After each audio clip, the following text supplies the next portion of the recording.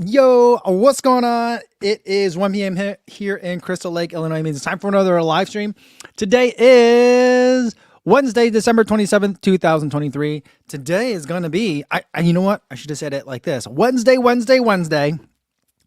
Because today is going to be basically a Friday for us here in the live stream, right? Because this is the first, but also the last live stream of this week. It also happens to be the last live stream of the year because we just had Christmas earlier this week.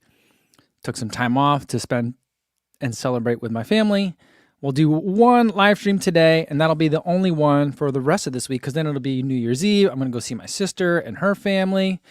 And then I'm going to spend some family time after that. So I won't see you guys again until I think almost the end of the first week in January. So just giving you guys a little bit of a heads up. So I want to say Merry Christmas to all of you guys and Happy New Year before I forget to say it. I'm sure I'll say it again, but if I forget, we got that taken care of. All right, before we get any further, we do have a package from Tier today. But before we get to that, let's say hi to everyone listening in the audio-only version of the podcast. You guys haven't heard from me in a while either, but hopefully you're getting some miles that you want to run. I hope you don't feel pressured to run this time of year, but if you want to run some and you got this on, I hope you're having a good run out there. Maybe you need it for a little of, depending on how much family you got in town.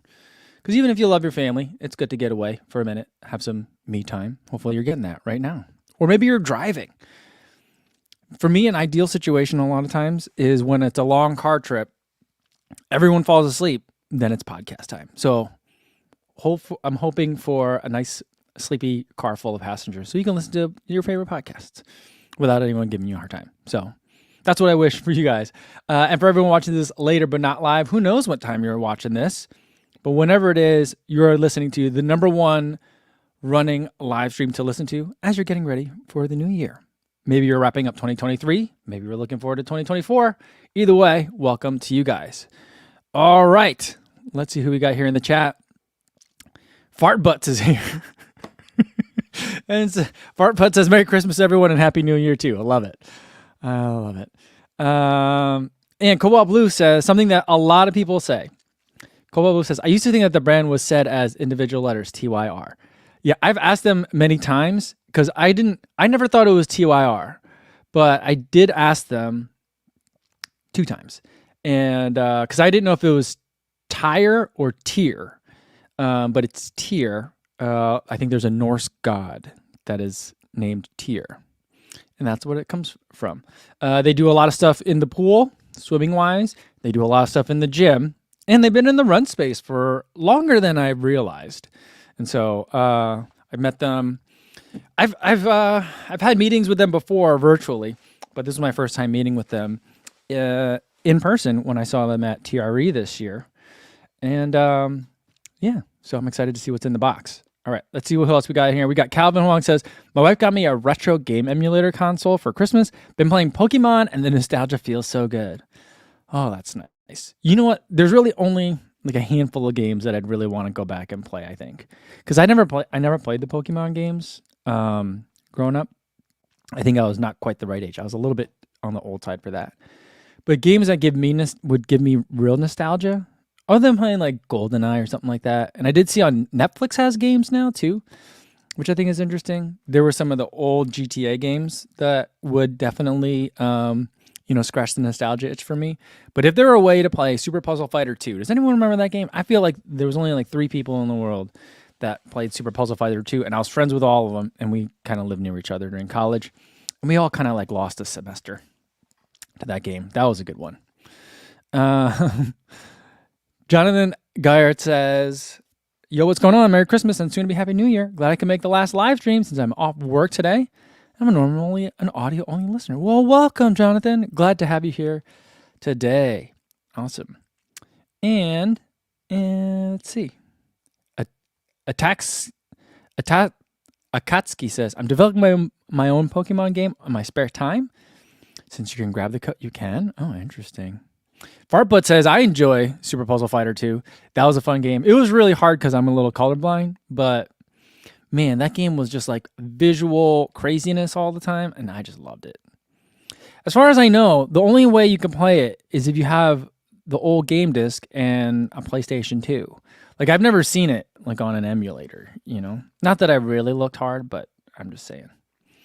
Mark Peterson says, I lost a semester to Robot Unicorn Attack in college. I never even heard of that one. Interesting.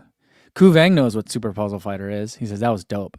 I didn't even know there was like, was there a Super Puzzle Fighter 1 or was it just that it was based off of Street Fighter 2? So a Super Puzzle Fighter 2? I don't know. That game was good. It was kind of like Tetris, kind of like Dr. Mario, and then just everything was amped up. You know? It was good. The Mustache Runner says, what's up, everyone? 2023 was great. I start training for London next month. Ooh, nice. It's how many weeks is it till London? London is like April something, right? End of April. So it's like kind of like 4 months. That sounds about right to start training. Shannon's here. She says, hello, my beautiful people. Quoting Hella. Nice. And Capricornian 1 says, I got the Saucony Endorphin Pro 3 for Christmas. All ready for my first half marathon in February. Well, good luck for that race. I feel like that's a really good choice for that one. I was actually just looking at the Endorphin Pro 3 this morning because I'm going to be comparing it to a shoe review that I do in the beginning of the year. And the shoe started out at $225. Which I felt like was a bargain for what that shoe offers. But now the shoe is still on sale for $225. I kind of felt like, well, why isn't that shoe on sale at this point? I think the Endorphin Pro 4 might be coming, and not soon, but in a couple of months. But it's been out for over a year, and I'm like, oh, it should be nice. It'd be nice if that was on discount now. But even at $225, I still think it's a great price for that shoe. It's always right here, right above my head. I keep it close. There are some shoes that I like to keep close, but the proximity doesn't really mean all that much. Just so you guys know. All right. Eric says he's got 6 weeks until the Black Canyon 100, and I'm a little pumped for it. Whew, that's exciting, Eric. Yeah, I think we'll be heading out. I think our family is going to be heading out that way. I don't know. No, not in 6 weeks. Oh, actually might be kind of close to that. But I think we might be a little bit ahead of that time. What if we're actually in town for Black Canyon weekend? That would be wild. We're thinking about my in-laws this year, instead of spending some of the winter in Florida, this year they're going to try Arizona. So we're going to be heading out there at some point. I'm not sure exactly when. I don't know if we've booked it or not yet, but we'll be out there at some point. And Calvin says, Super Puzzle Fighter 2 is on a bunch of platforms. It is? Don't tell me that. Like, if you could get it on a phone, I'd be over. There would be like no more. There would be no more live streams. There would be no more videos. I would just be lost to it. Oh, man. Terrence says, Super Puzzle Fighter 2 is available on PC and Steam. Oh. And Calvin says, my retro console has Super Puzzle Fighter 2. Did that many people play it that there's actually a demand for it? I thought it was just this obscure game that no one had ever heard of. Oh, all right. That's bad news for me. I'm just going to pretend I didn't know about that. All right. Cosmic Pineapple Michael says, good news. My mom got me a custom Houston Marathon cotton t-shirt for Christmas. Bad news. She wants me to wear it for the race. Tell her you'll put it in your check bag, and you'll put it on as soon as you're done with the race. So that way you'll wear it with your medal. You know, you want to have a nice, warm, dry layer for after you're done with the run. So then that could be it, you know? I mean, some people are running in cotton these days. Jeff Dengate's like leading the charge, and Thomas, I believe in the run, is also enjoying that. I'm just not a huge fan of the cotton tees. I don't know.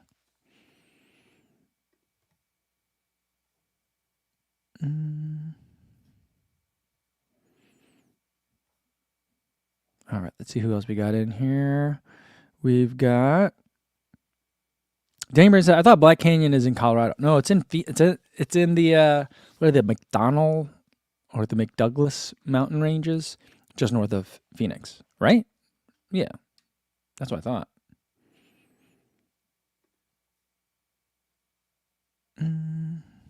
Shannon says, great workout today. I have that workout next Wednesday, but with 1 mile recovery. Is this a sage suggestion? Hanson is where it's at. Yeah, so today's workout was kind of a long run, my last kind of long run for this training block. It was 2 times 5K at a half marathon effort, about 13 and a half miles total. Sage and I have been talking about it through comments on Instagram, and I kind of was like, he was like, hey, I don't know what you have planned, but you might want to do like XYZ. And I was like, oh no. Sage had commented, and he's like, you know what? Now is actually a really good time for you to do your favorite workout if you want, which I thought was nice. But I was like, well, here's the plan. Here's what I was going to do. I was going to do this 2 times 5K, another set of 800s, and then in a different workout. And then I'll do my 6x6 minutes. And he's like, oh, that looks good. I was like, okay, cool. So like we talked about it a little bit. But yeah, it's more of just these I like to use long runs as opportunities to really dial in and just make sure I know what the correct race effort feels like. And also to kind of validate, is what I think my race pace something that I can hold? And so that's what I did 2 times 5K. It was a long recovery, maybe like 1.25 miles, almost 1.5 miles recovery. But that's just because of the loop that I'm doing. If I make the recovery any shorter, then I'll run like either too much. There's a little bit of a hilly part. There's like a 1 mile hilly section, and I just try not to do too much work in there, especially since I'm training for a relatively flat half marathon. So that's why the recovery is a little long. But I hit I felt like those were manageable efforts. So I felt like the intensity was correct, and the times ended up being pretty good, underneath 6:30 per mile. So I'm feeling good about it. A mile recovery, though, I think is a good amount. It's probably even longer than it needs to be, but it's also part of a long run. So it's like if it's a little long, I didn't really care all that much. But yeah, so that's where that is. I don't know if that's like a Hanson style workout. Maybe it is. But I'm just trying to figure in making that workout, I was kind of like, well, the Jack Daniels marathon workout would be like, long run with 10 miles at marathon effort in the middle, or maybe like 5 miles, a little bit of recovery, and another 5 miles at marathon effort. Although Jack Daniels would make that recovery, instead of it being a recovery, it'd be a threshold mile in the middle there. But then, so I was like, how do I translate that to the half marathon? 10 miles at half marathon effort certainly isn't the right move. That's too hard. So I was like, well, maybe 2 times 5K. I have a loop that I like. It would work out well. It's slightly rolly, net downhill, which I like. Good for the self-esteem. And so I thought I would do that. So that's where that came from. All right. Let's see. All right. Calvin Huang has an actual running question. When's the last time you've done fartleks? Are they better for any specific race distance? I do them at the beginning of every training block. So like, we were just talking about the 6x6 minutes workout that I like to do. Like week 1 of a training block, I don't go into like 6x6 minutes. I do like a 3 minutes on, 1 minute off. I might do that as kind of like a just get the body used to moving faster again kind of workout. And then I might do like, 10 times that. And it's not a super hard effort, just a faster effort. So that might be like the first kind of like 9-day cycle is a couple of fartleks for the workouts. And then eventually that builds into 6x6. And that's the bulk of kind of like the first half of a training block. And then the last half of a training block is like honing in on marathon specific or race specific paces, Rye Village says, hey, have you seen the Topo Spectre 2 3530 or of pure branded P-backs? If you like the Cyclone, this should be spectacular.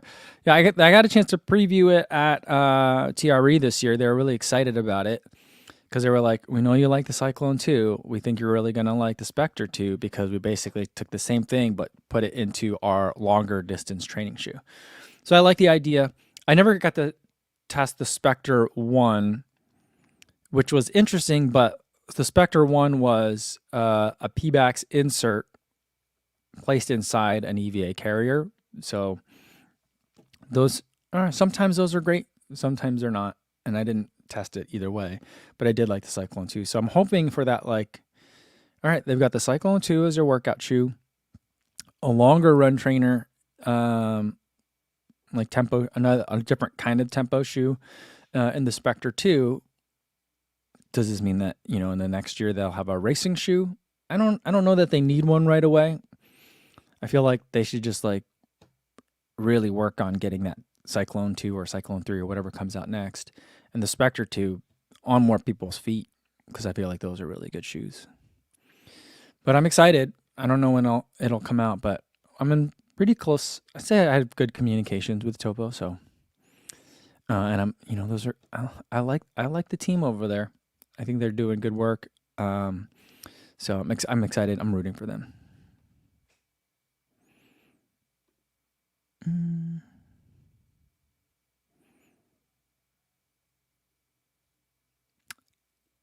Speaking of cotton tees, Eric Vaj said the Tracksmith Gray Boy is 100% cotton, but I weirdly enjoy it. He says also maybe it does have some other material. I can't remember. But do you run in the Tracksmith Gray Boy? I'm trying to think. I don't think I've ever had a Tracksmith Gray Boy. Like just their cotton tee.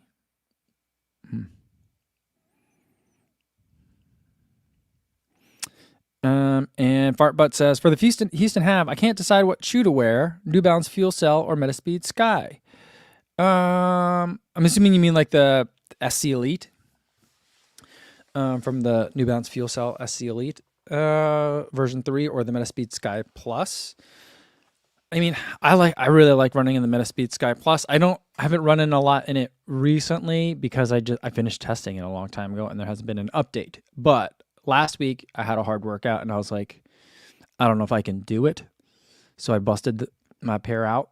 I haven't run in them. I don't think I'd run in them since Tokyo. I think maybe I'd done one other workout in them at some point. But yeah, I love that shoe. I think it's a little harder to run in. The SC Elite version 3 is a lot more forgiving. So I think it kind of depends on what you want, like deep into the race. For me, deep into a race, I want a shoe to feel like it's still working for me. So I tend to like more aggressive shoes.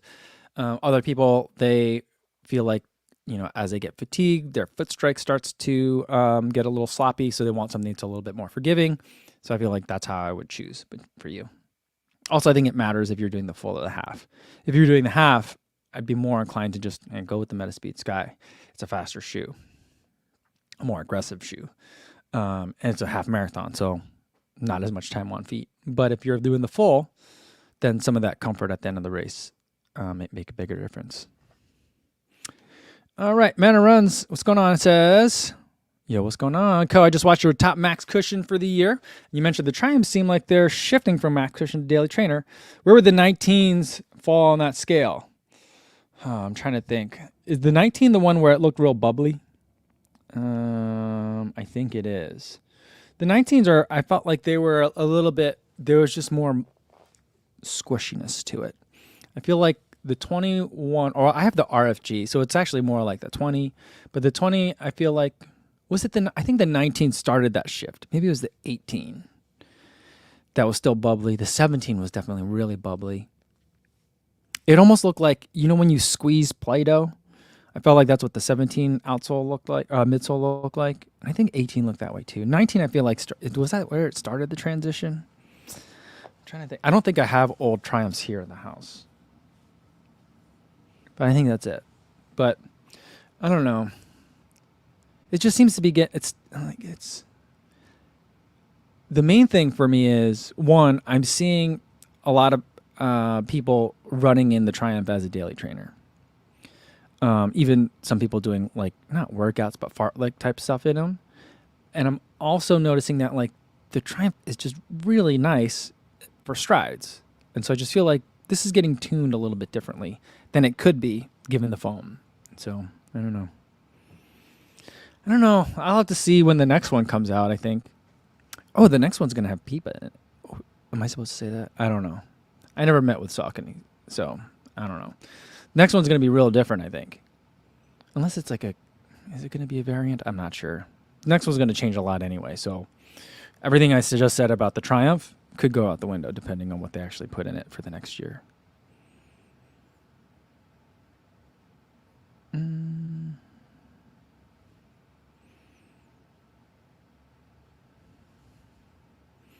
Uchi Run says Philly Bowden doing the full marathon in Houston, potential cross collab. Yeah, I have some interesting news for you on that. Tommy and I already have interviewed her leading into the Houston. She's doing the full. So that should be coming out on Relay. I'm not sure when. First, I have to edit it, and then we have to figure out where we're putting it in the schedule. So that's coming. So we'll be talking about her, both as a pro, someone that's trying to make an Olympic team, and also as an influencer too. That's what the segment that Tommy and I do over there on Relay is. And then they'll be in the same city, so I doubt that she's gonna want to do a bunch of stuff, but we'll see. I know Daniel's gonna be there too, and filming some stuff. I don't know if he got media credentials or not.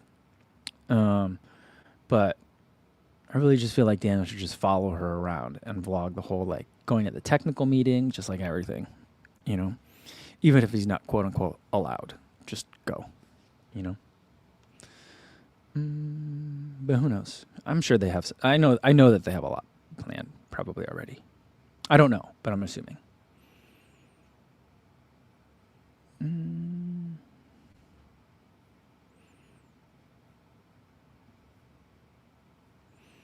All right, Nataku says, hey, Ko, I noticed that the Houston half has a World Athletic label for 2024, but the Houston full doesn't. What do you think happened? I have no idea. Anything I would say would just be speculation. So I don't know. All right, let me scroll down. I'm way behind you guys in the chat. But Not Oscar says, is it box time? I think it's box time. All right. I'm not sure what this is going to be. It's a big box. Is there 2 shoes in here, or is there one? I think there's only 1 pair of shoes in here. But I did ask them for several pairs of shoes based on what I saw at the booth there. And I think I know what this one is, but never know. So it's a surprise. But I do recall that we had a conversation. When I had the conversation with them, they said, nothing we have is under embargo. So we're good there. Rye Village says, is it going to be swim goggles? Can you imagine if this is just a giant box full of swim goggles? All right, we got packing slip in here, and we got 1 pair of shoes. And it is not going to be what you think it is. But it is something that I'm actually very excited for. I think I'm going to use these today. That means I got to get these filmed first. But I think I could do that. So this box is really pretty. Black on black, my favorite. And it says, always in front. And these shoes are...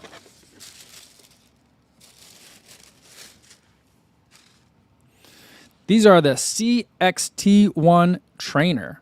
These are a weightlifting shoe. Now they have many kinds and levels of weightlifting shoe at Tier, and I did try a bunch of them on, and they were explaining to me, and they're like, this is the shoe that you could maybe run a mile in, but it's really just like a weightlifting shoe. I believe, if I recall correctly, it has a 9mm drop, but when you're standing in it, it doesn't feel like that. But it's supposed to help. That level of drop is supposed to help with mobility when you're doing squats. And it's one of the most stable shoes I've ever stood in. I feel like you could come at me and give me a hard shove, like a shoulder check. I'm not going anywhere because these shoes are super sturdy. So I'm excited to test these out in the gym because I told them I've been using just a pair of old school basketball shoes as my weightlifting shoes, and they were like, you're gonna need some of these. But I also tried some other of their weightlifting shoes on, and they were like, yeah, this is more of a step up when you're doing, and they listed off a couple of different kinds of lifts. I don't even know what they said. I'm guessing it's the kind of stuff where you're throwing the weight over your head and stuff, and those kinds of things. And then they were like, and then there's this kind of shoe. And that was the shoe that they did the collab with Squat University. It's like, this is if you're doing all these other kinds of things. And I'm like, no, I'm not doing any of that. They're like, yeah. I think they could tell by looking at me that I wasn't doing any Squat University kinds of crazy lifts. But yeah, super excited about these. This is an interesting color too. I like this. A little crystal rubber. I don't know if they're calling that, but crystal rubber. I'm super excited about it. Looks nice. I will definitely get a lot of use out of these. Rye Village says my back hurts just looking at them. My back does hurt today. I think I'm at the age where I slept funny and now my back hurts. Yeah, and video says typical weightlifter. Come at me. Yeah, you can come at me. You can try and shoulder check me. I'm not going anywhere. Not in these. But amazingly stable. So like, I think this will be good. When I'm running, I want to have the right running shoe for the right kind of run, right? So same thing goes for the gym. If I'm weightlifting, I want to make sure I have the right kind of shoe for that. And Sue Ann says, just to clarify to everyone, Tier did a collab with Squat University. You guys Squat University isn't all up in your feeds in Instagram. Yeah, he talks about like foot-shaped toe boxes, how they're important for establishing a stable platform for when you're doing these bigger lifts. And they did a collab shoe. I asked him if they're selling well. The shoe is like a $200-something shoe, which I had no idea. And it's very heavy. But again, like this one, it's not going anywhere. It's going to give you that stability that you want. But they also mentioned for that particular shoe, because of the kinds of movements that there's one that you're doing where you got to get you got to get full range of motion extension or something like that. And so the shoe is intended to move in certain places to help you get that movement and stout in other places to give you stability. So it's a very like thoughtfully designed shoe, it seemed. I'm new to that space, so I don't really know if that's true or not, but looked pretty impressive. But the shoe was super heavy. But they said that shoe is selling like wildfire, so it's really good. That's super cool. Stevie76 says, it makes you lift 5% more weight. I don't know. That's what my weight belt is for. You know what else I was thinking about needing to get?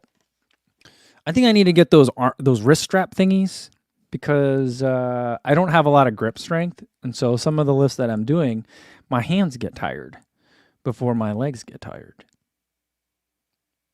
So I don't know. I don't know what that means. I think it just means that I'm out of balance. Eric Vensky says, "Ooh, those look awesome. I might have to get those." Yeah, I mean these are kind of like Carolina colors going on here. I kind of like that. Interesting. Mark Peterson says, "Tier looks a lot like the PXG golf logo." I don't know what that is. Rainer says, Kofuzi's gonna pull a Ryan Hall and become a bodybuilder. I don't I don't think so. But Ryan Hall probably also said I don't think so too. So I don't know. And Adam says, are they a top tier shoes? Oh, I get it. I see what you did there. Let's do it again. There we go, louder. Yeah, CV76 says, got the nails did. Eliza said, I love the nails. Yep. So my younger daughter got a nail dryer for like a nail polish. You put your hands in it and it dries the nails. She got one of those for Christmas. So everyone in the family has their nails done right now. Mine, because and it came with I guess they make like kitty nail polish that doesn't last as long. So most of my fingernails are already chipped. Some of them it's already gone. And every time my younger daughter sees my hand, she's like, Daddy, it looks like you need a touch up. You should come over to the salon later. We set up like a little table for her. You dip your hands in it. There's a thing that buzzes underneath your palm when you get a little massage as you're soaking your fingers, and then she'll paint your nails and all that stuff. So I think I'm probably gonna get a touch up later today, I think. Daniel Burton says, "Did you do your toes too?" No, she was like, "I could do your toes." I'm like, "You do not want to touch my feet." I'm like, I don't know, because there's that commercial that's on TV. Have you seen the commercial where there's like a dude who's got nasty feet and his daughter's like looking at it. She's like, "That's gross," and the dad's like, "Nah, it's fine." And then like a doctor chimes in and is like, "No, it's not fine. It's an infection and it's probably and it can even spread to other people." I feel like that's my feet that she's talking about. And so I just don't want to give my daughter anything for my feet. I don't know if it's just runner's feet or if there's something really wrong, but I don't know. So I didn't let her touch my feet.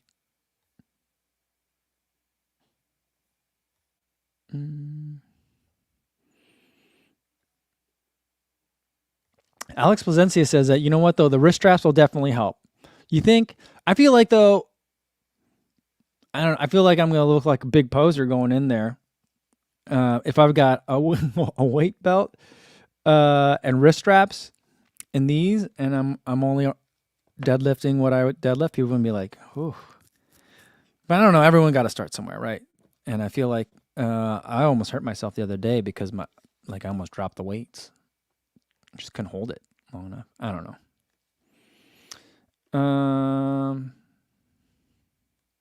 Rye Village says, "Do you maintain stretching through all this muscle building?" I don't really stretch. I do have a mobility routine that I do, and that's usually my warm up before I lift. So like I'll do the mobility routine almost before every run. Although since I've been hitting the gym, I use the excuse of, well, I'm in the gym, so I don't need to do it as much. Probably not true, but that's the justification. And then I usually do that mobility routine as a warm up, just to get warmed up before I start lifting some weights. And then I do one warm up set on the squat rack too. But that's my warm up. So I guess I'm stretching. I don't know. D0 Aperture says, "If you got tired hands, practice farmer walks." Can I just buy this? Can I just buy the straps? Do I have to do the farmer walks? That seems so much work.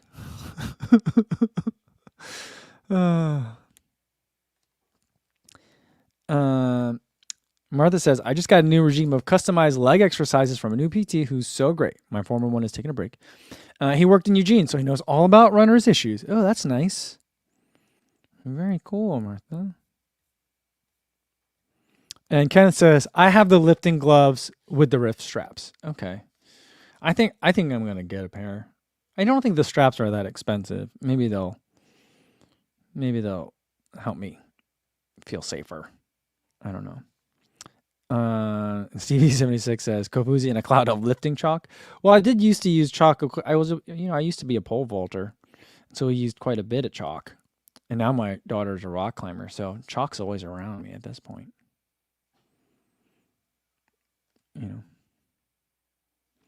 Eric says, "How has lifting helped your running?" I'm to be honest, I'm not sure yet. I'll let you know after Houston.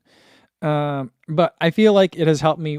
One, I feel like I've had a really good training block. Knock on wood. I feel like I'm able to do the work that I'm doing without it taking as much of a toll on my joints. Because I feel like the runner's knee hasn't started bothering me. My hip kind of bothered me a little bit today, but it's probably because my back bothered me today because I slept funny. But I haven't had as much of waking up and feeling like a zombie, or like a mummy raising from the dead when I get out of bed. So I feel like it's helped kind of in that way, just establish a stronger foundation. I did notice that when I was running trails that I just feel like I'm able to handle them a little bit better. So we'll see. Once I kind of get through this training block, I'll start tapering pretty soon here in about a week. And then start tapering off. I've been already tapering off the leg day sessions. I'm down to once a week now. And so I feel like, now is the time where hopefully I should start seeing some improvements. So we'll see.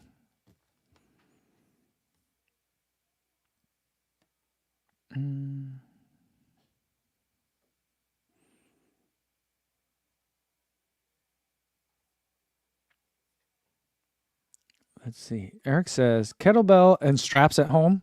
Everything else you do at the gym. Okay. I do have a kettlebell at home. I have one kettlebell. Should I get two? Maybe I should get two.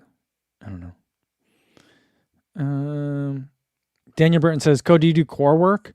Not really. I guess I should, but I haven't done it. I feel like if I were going to do like a legit 5K training block, I would spend a lot more time on core. I just feel like when you're sprinting, it's much more important. Not that it's not important for the marathon, but I don't know. There's so many things that I guess you could do. So I don't know. Maybe in the future.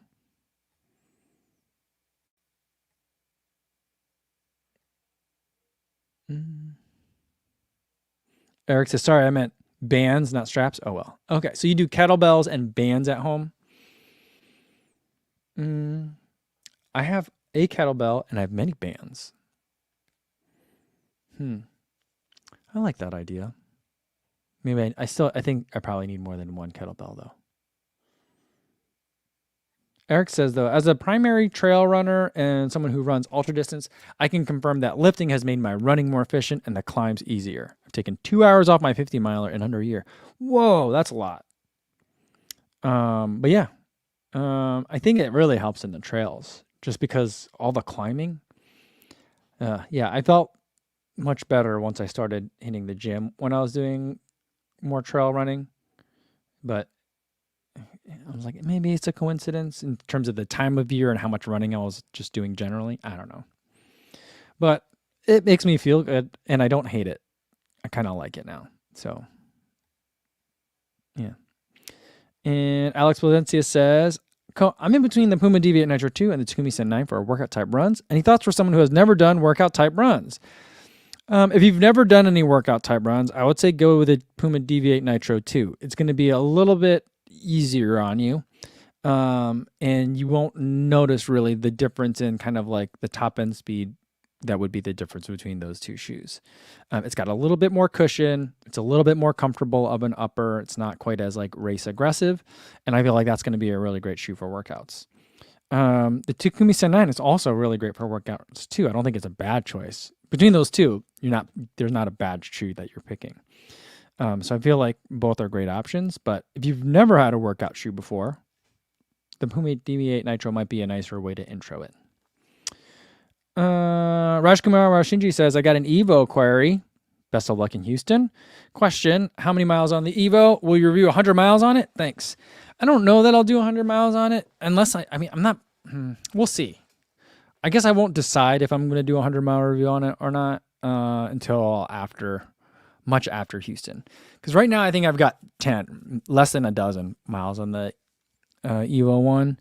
By the time we're done with the Houston Marathon, I'll probably, between like warm up and the race, I'll have maybe 25 to 30 miles on it. And so then at that point, I'll probably start using it for workouts to see like how does it feel for workouts past the 26-mile mark. And then if all of a sudden I'm at 75 miles, let's see if I can get it to 100. That being said, like there's some shoes that I was going to try to get to 100 that I don't know that I will. Like the Cloud Boom Echo 3 is one. Granted, I just had a bad workout in it, but I also just feel like the shoe feels like it's getting stiffer and stiffer in a bad way every time I run in it. And so I know that shoe also had like a relatively short advertised lifespan, not as short as the Evo 1, but I'm just thinking like, is it already dead for me? I don't know. So I don't think that one's going to get to 100. I think I've got less than 75 miles on it. And the Evo 1, we'll see. We'll see how I feel about it after Houston, if I want to keep doing workouts in it. Or maybe I'll try to run some 5Ks in it, or maybe I'll do some 5Ks as I get ready for my next marathon in it. So maybe we will, but I guess it'll just depend. If it's not going to be miserable to get there, I'll try to get there. But if it's like at 50 miles, if it just feels like it hurts to run in it, I'm not going to run another 50 miles in it,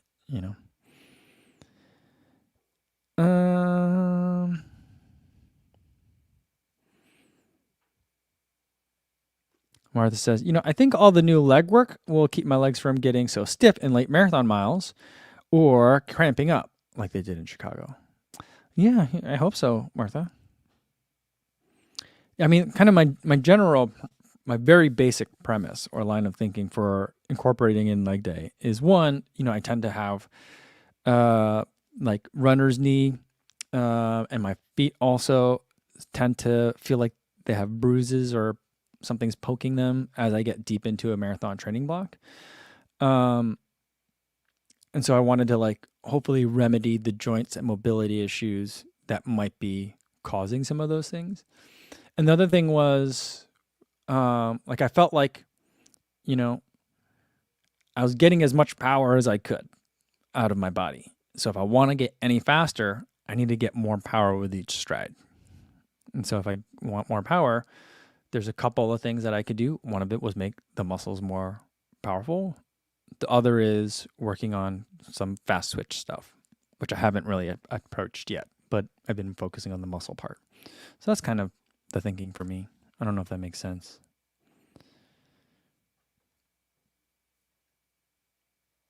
And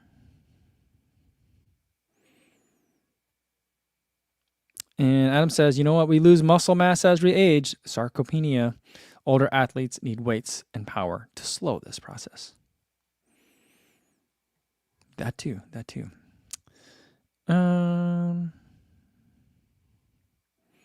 Dr. Fung says, my go-to racer is now the Adios Pro 3. My feeling with that shoe is that it's a pretty durable race shoe. I got a pair at 300 miles, but will likely race in a newer pair. Thoughts on durability? Yeah, I feel like I'm not super concerned about durability of race shoes. I know it's not a great like ecological stance to have, but it's a racing product, right? And so like I do think that a shoe should have more than one race worth of running in it. And it's interesting to see now that like Adidas is like, oh well, we were just saying it's optimal for one race or designed for one race. You can certainly run it at more than that. But I'm not super concerned about like when I don't think that brands should be like, this foam is good, but if we tweak it this way, it'll be a little bit less interesting, but then we can get 200 miles out of it. I feel like that's a bad, I don't like that compromise. So that's how you get from Vaporfly 4% to the Vaporfly Next Percent 3, I think, which I think is a step backwards. So, but that being said, I do think that whatever they're using for Light Strike Pro, and I forget what it is it TPEE or like supercritical TPEE, something like that? Whatever that compound is, I do think that it's not indestructible, like Boost is indestructible. But it does last a long time. It seems to last a longer time than Zoom X, for example, I think. It, to me, seems like it lasts about as long as like the beaded P-backs that's in like the Endorphin Pro. So I feel like it does last quite a bit.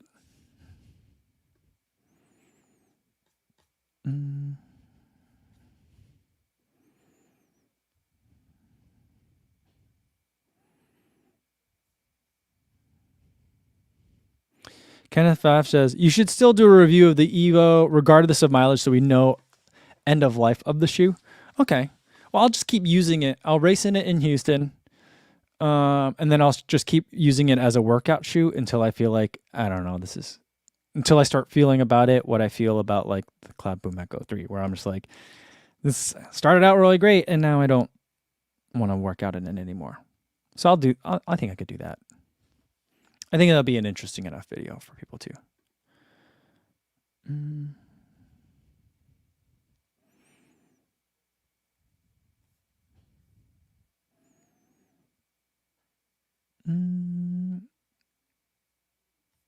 All right.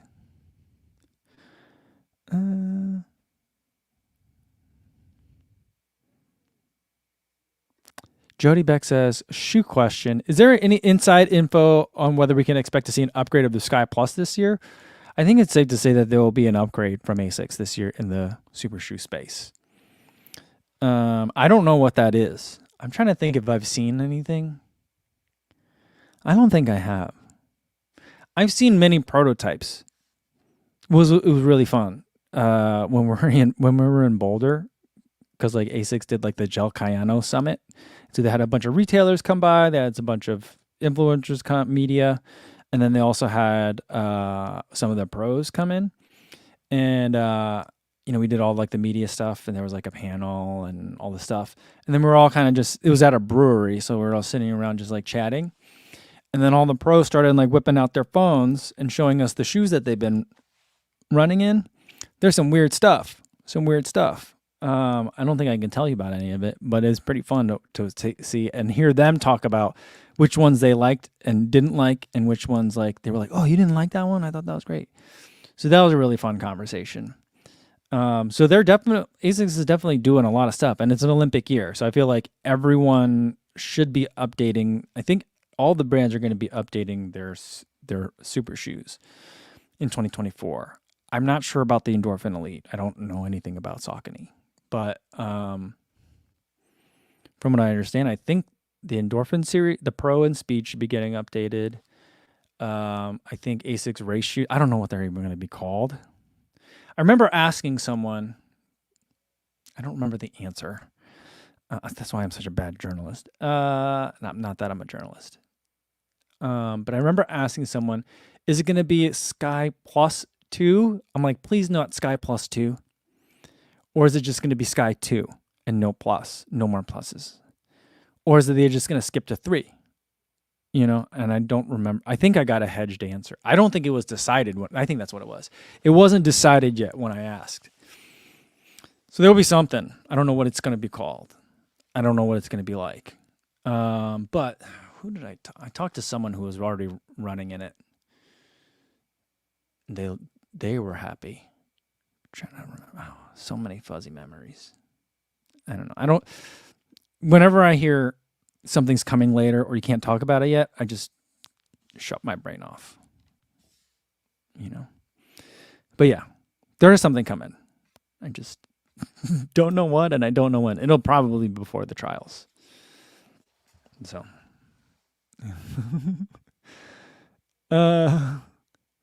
Eric Kramer thinks it's going to be called the ASICS Dos Cielos Mas. Martha says Sky Plus 2 or the Skype. No, please no Skype. Carlo Cabrera says Metaspeed Sky Plus 2 to the 2-4 power. I don't even know what the order of operations would be for something like that. Getting Tron says it'd be the Sky Plus Next Nature. Oh, goodness, no. And Richard Wilson says, obviously, Sky Plus Plus. Oh, my goodness. Yeah, maybe there'll be a Apple Watch collab edition.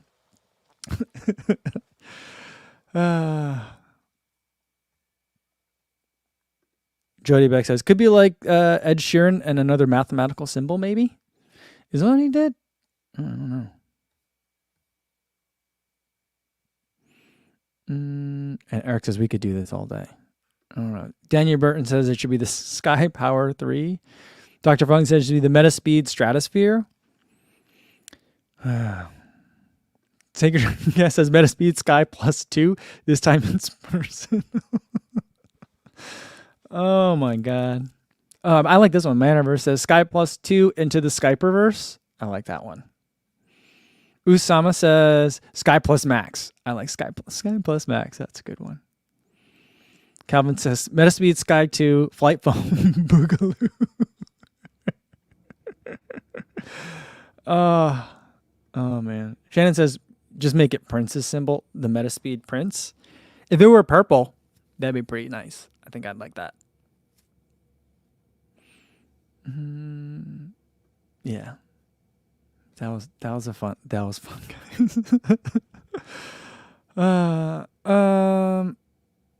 Richard Wilson says Revenge of the Sky. Okay, Richard Wilson said, I thought we were done. Sky rides again. Dr. Funk says, how come there's no love for the Edge? Metaspeed Cliff. Yeah, I don't know if they're going to make another Metaspeed. I mean, they made the Metaspeed Edge, then the Metaspeed Edge Plus. Will there be an updated Edge? I have no idea. That's another thing. Once they start talking about the Edge, brain shuts off.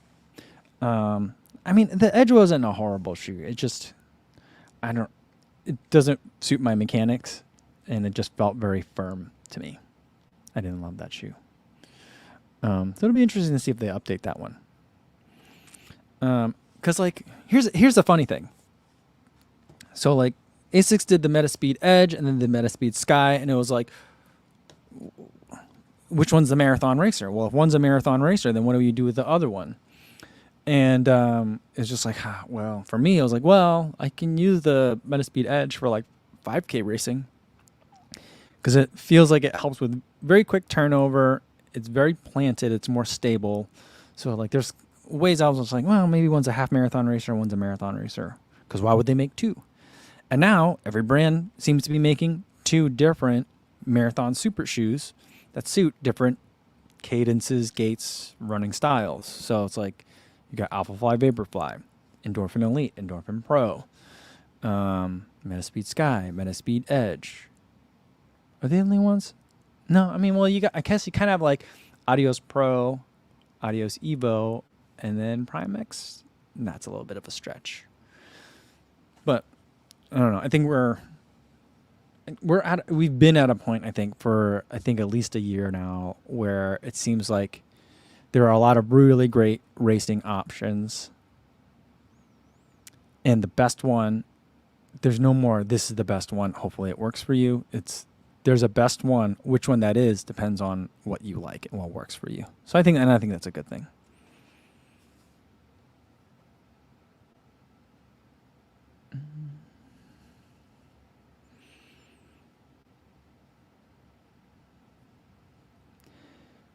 Jody Beck says, I was a sucker. I got them both.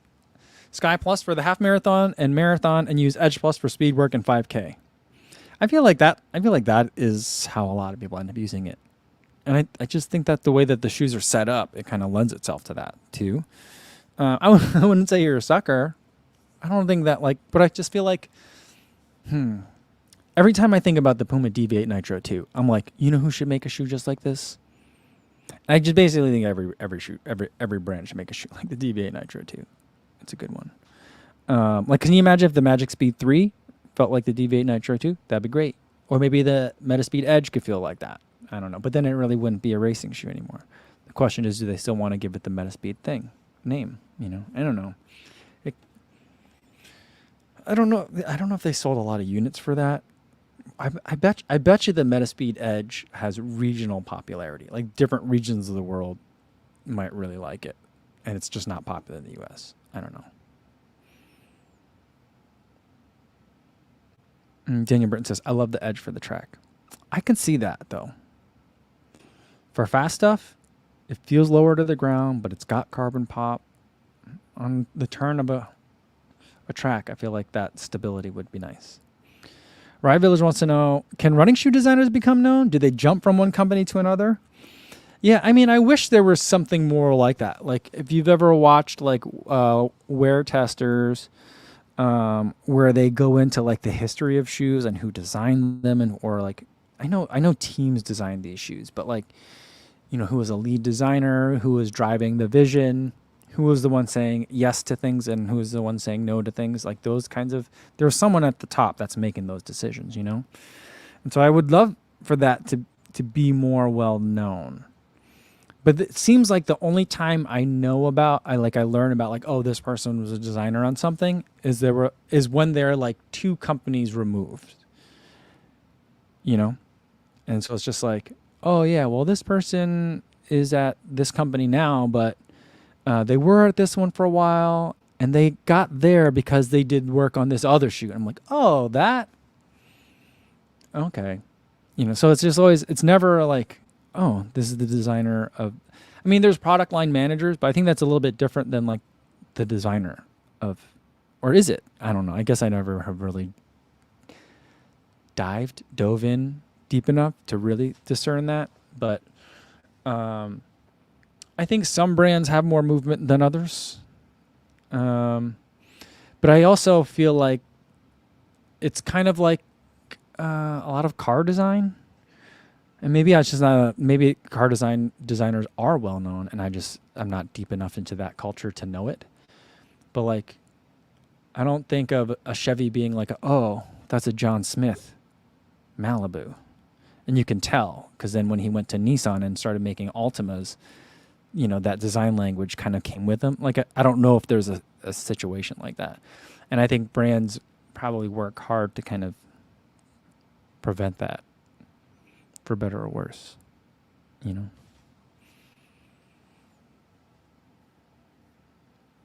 Mm.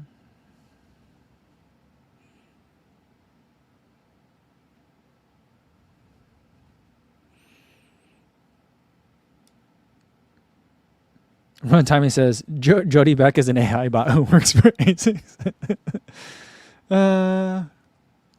No, he's not. Jody's been around for a long time in the chat. Did you guys see, there was that one thing going around where someone kind of like tricked a Chevy dealership's AI chatbot? Well, that was like the way that the article was written. They got the Chevy customer service chatbot to agree to sell them a Trailblazer for $1 or something like that. Did you guys see that? At first I saw that, I was like, this is so stupid. But then I was like, is it possible to ever have a meeting of the minds, which is what's required for a contractual obligation to arise, if one is a AI chatbot? Probably not. But from an agency theory, if the Chevy dealership is holding out the AI chatbot to be a representative of a human representative of the dealership, am I entitled to rely upon that holding out from an agency perspective? But then again, if I know that I'm dealing with AI chat, that pierces the holding out, doesn't it? I don't know. I was like, oh, this actually has some interesting potential legal ramifications, but I don't think anyone cares. They're probably all that not interesting anyway.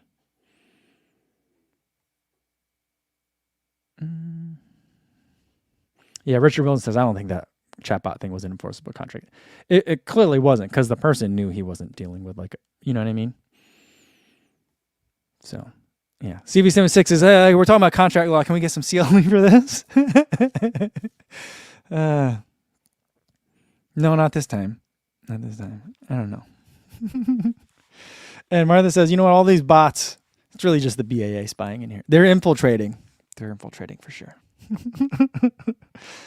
Yeah, Ryan Village says, you know what? A lot of industries are trying to cash in on the benefits of AI, but not responsible for the costs.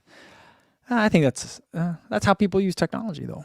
I know I'm saying it makes it okay, but yeah.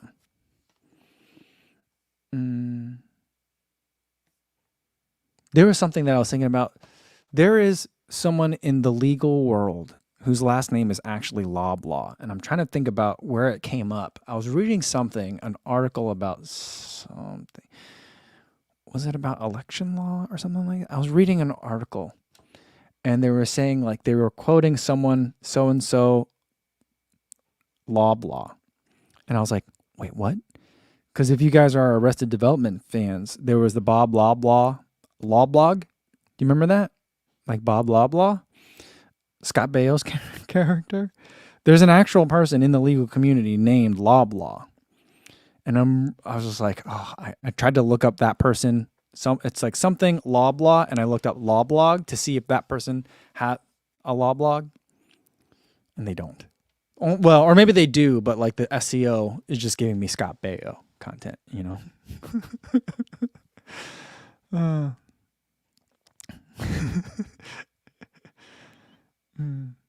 Matt Legrand's here. Yo, what's going on, Matt? You know, a lot of law has come up, I guess, in the live stream. In the last couple of live streams that we've done, part because of the Apple Watch thing, which Matt pointed out for me. He was the first one to let me know about that. Not that he called me, but I just saw on his YouTube channel. And I think it's really funny the way that people are like reporting on the whole like Apple Watch ban thing that's happening. Everyone's kind of glossing over the fact that like a court, or at least the ITC, has made a determination that Apple is infringing patents. They're all kind of like skipping over that. They're like, yeah, and so unless President Biden does something in 60 days, Apple Watches can't be imported to the United States, which I feel like is technically correct. But it's like the way the ITC works.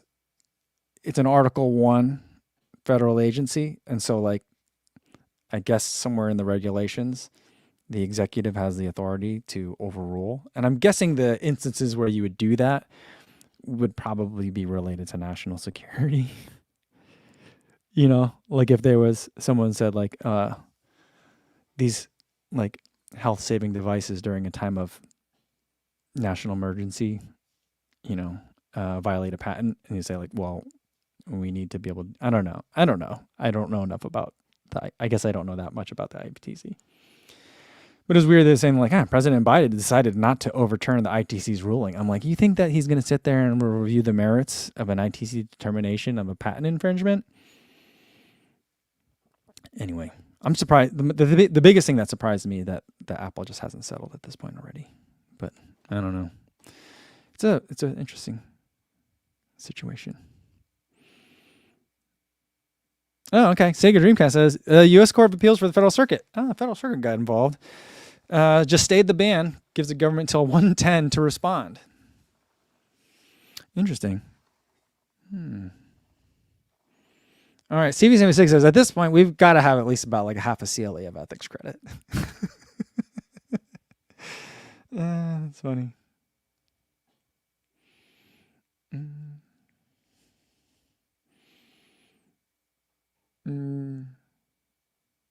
Yeah, Matt says like, yeah, like a health saving emergency or maybe a major supply disruption. I feel like that's would be the only instances. And yeah, when the president would overrule an ITC determination. But Matt says, yeah, it's crazy to me that the Apple thing is still going on or is still unavailable. Yeah. It's a surprise to me.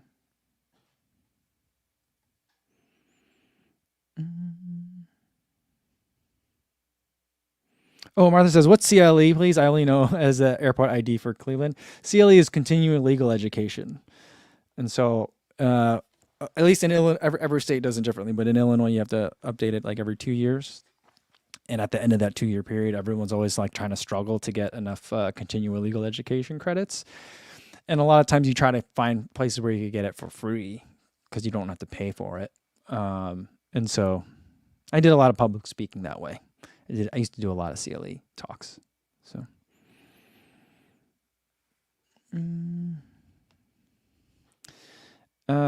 yeah. So like lots of professions have continuing education requirements. Law is one of them, which also makes me wonder. Like a lot of them also have like ethics requirements too. So I'm just like, you know, we just had in the news like Giuliani getting like disbarred and stuff. I'm like, was he really up to date on his ethics credits? I'm not sure. I don't know. Related to that, man, we're getting into the law a lot today. Cole says, what patents does Nike hold that the other shoe companies can't use? I'm not sure. No one that I've talked to has said that, like, you know, we've designed it this way because we had to for patent reasons, which I don't think would get anyone in trouble from a legal perspective, you know? And no one has complained about like the patent landscape, which I feel like if that were the case, like say like, I don't know, like is the scoop design of a carbon fiber plate, is that patented? I actually have no idea. I've never looked into it. But if that were the case, I would easily see that like brands would be like, you know, it's ridiculous that we have to design around this because of the patent situation. And so we have to do a workaround, you know? So I just feel like, I don't think that, I mean, maybe that's inviting potential litigation if you were doing that, but I also just feel like some of the brash personalities at some of the brands would just be like, man, this is BS. We should be able to do this, you know? So I don't get the sense that like the patents are really keeping competition from happening in the running space. I'm not sure, but you know, I don't know. The only thing that I've ever really encountered that I thought was interesting in both the legal respect and regards to running shoes was, I think it was the Vomero 14. had the words patent pending written on the side of the shoe. And I looked into it and I was like, I don't think this, like, when you write patent pending, you have to tell somewhere on the product itself or in the packaging what are the pending patent applications. And I think that they just kind of wrote that on the side of the shoe because there wasn't like an application or anything like that that was relevant to the Vomero. I was like, what on the Vomero 14 is patent pending? Like, what was so important that they couldn't wait to get the patent first and then put it into the shoe? Instead, they had to write patent pending. So I never was able to figure that out. And then subsequent, there was an inline change, which means like a change in the middle of the year. Later versions of the Vomero 4, I think it was a 14, no longer had that patent pending label on it.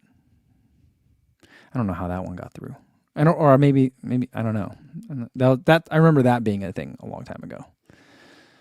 But I don't know. Are the Zoom AirPods under patent? Possibly. I don't know. A lot of times it's people kind of mix together trademark versus copyright versus design patent versus patent. They all do the same thing kind of, but there are some differences in it. And I've never really cared to dive too much into it just because like it doesn't, I never see, for the same reason I don't like to look at a shoe more than like a month before it's actually going to hit the market. It's just, there's a lot that can happen between a patent design drawing and a shoe hitting the market that I can't keep that straight in my head. But I don't know. I'd be interested to know if anyone knows if there's a patent that's relevant.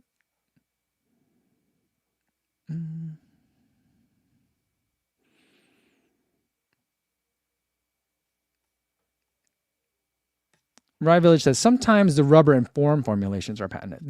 That is certainly true. I think there's a robust industry there. And I don't think that the patent holders are the shoe brands either. Because I think that they are, I don't know if 3M actually does, but or BASF or those kinds of companies do, but that's what Adidas did when they wanted to make Boost. They went to was it 3M? They went to a chemicals company and were like, we want this, kind of like how they incorporate Gore-Tex and stuff. So those things can be sometimes. That's a little bit different than, I guess it's not that different. We're talking about the same thing here, but that's true. That's true. But again, I guess, does it matter? Or, I think in that situation, I feel like the ZoomX formulation of P-backs is an exclusive, that's a contractual prohibition against whoever's making that from providing that to someone else. I don't know that that's necessarily patented, but that may also be preventing other companies from making copycat product. So that can certainly have an effect.